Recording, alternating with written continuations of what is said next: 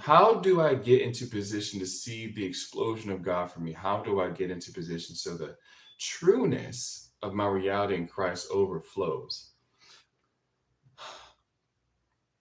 The trueness of the reality of God to overflow in your life is when you start to strip what is blocking the flow.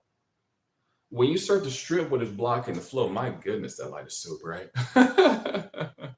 When you start to strip what's blocking the flow, then it'll be. But this takes you going to the time with God and saying, okay, what is blocking your flow in my life? What am I not including? Where can I be more selfless of where is not my will and where should it be? Where should my will be? Where should my will be? Okay. How do you help in getting yourself explosive for God? You need to get into a space of prayer where encounters start happening to you. Encounters. An encounter from God is a wonder from the Lord, and it's something that will shift you into a good place. It's a threshold of a shaking. It's a shaking into a threshold with God. It shakes you in place. It just shakes you.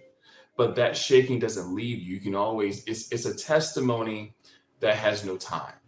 And I say that because when the enemy tries to come against you, because he will, oh boy, yeah, he will.